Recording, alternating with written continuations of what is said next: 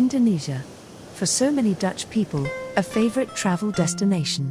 And the Indonesian cuisine has already been popular for many years. Just like its culture and its dance and music.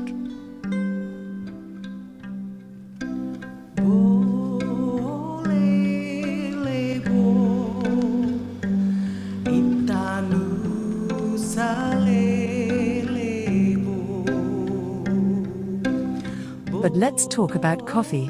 To be precise, Indonesian coffee beans. Exclusive for the Indonesian coffee cupping, 22 farmers and coffee producers from Indonesia offered their coffee beans and made them available to be judged by coffee professionals.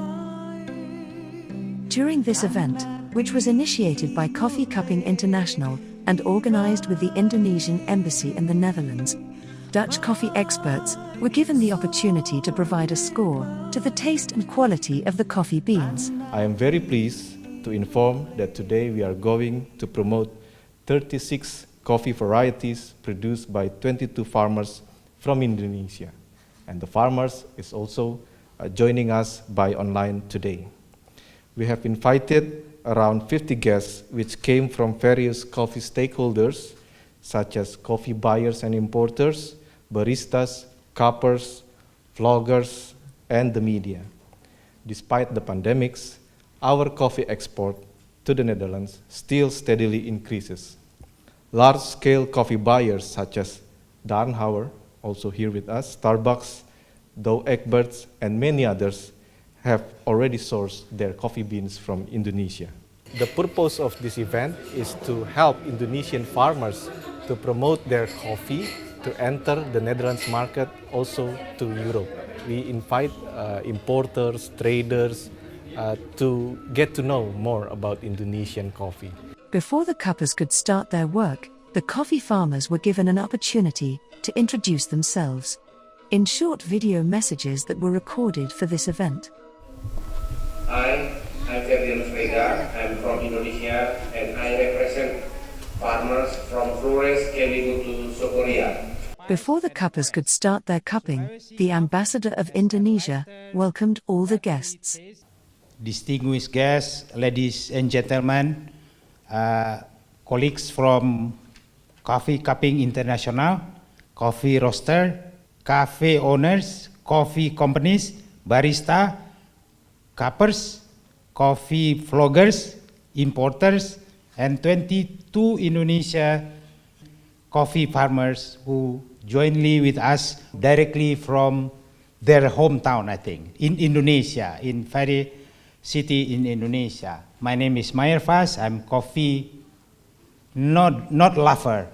I'm a coffee addict. Indonesia has at least 17,000 islands, each with its own uniqueness. According to some opinion, Sumatra coffee is loved for its heavy body, low acidity and flavor of earth, spice and forest. Sulawesi coffee has a lighter, buttery taste and more intense cedar aroma and slightly fruitier taste. On the other hand, Java coffee beans have a rich spiciness and earthy sweetness. While the Indonesian coffee farmers joined the event through a live stream, traditional Indonesian music was performed. And the cuppers started their work by writing down their scores on special forms. We cup every day the Sumatra, the Mandeling, and of course that's a very specific flavor, but we love the Java Semprianger as well. All the coffees, they have their own distinguished flavors. At 24, just an example on the table, which is very nice. Flavors of the wild honey, had nut skin, very balanced, so it's very promising for the rest of the tables because there's a lot. The Indonesian ambassador told us more about Indonesia's share in the Dutch coffee import. Currently, Indonesia is the fourth largest producer of coffee. The Netherlands is one of Indonesia's most promising coffee markets in Europe. The value of our coffee exported to Netherlands is in 2020 total around 5.6 million US dollar, with upward trend over the last 5 years of 23.4%. Back to the coffee cupping. We asked Coffee Cupping International's cupper, Ed, how to cup coffee beans.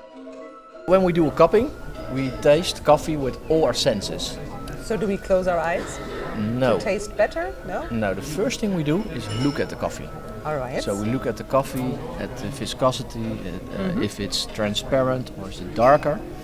And to make it more difficult, most of the times the inside of the cupping bowl is black. So you smell better instead of looking. So we look, you smell the coffee first. Yes, very nice. Then you get your spoon and you get some of the coffee out and then you slurp. So you inhale it with a lot of air. Just then you get it all over your tongue and you smell the coffee. And then with small cups you can spit it out, otherwise you will get a lot of caffeine. As a coffee professional, we cup coffees, or we cup taste coffees, by roasting them all to the same roast degree, same profile, and then we brew each and every cup in exactly the same way. So the same coarseness of the coffee grounds, same water temperature, the same coffee to water ratio. So every coffee is treated exactly the same. And then on all the tables you can find 4 coffees, and of each coffee we have 2 cups. And the idea is that you taste each and every cup, so each and every coffee, and the only differences that you taste are the differences between the coffees, because all of the other parameters are exactly the same. And the reason why we have 2 cups of every coffee is so that if there is a certain defect in one of the cups, you can still taste the other one as well, so you can also assess the uniformity. Is it not that every bean has like certain strengths and weaknesses, Yeah, and exactly. therefore should actually be treated differently in terms of roasting and all that stuff? Or is there like yeah. a perfect, like an ideal roasting time for every bean?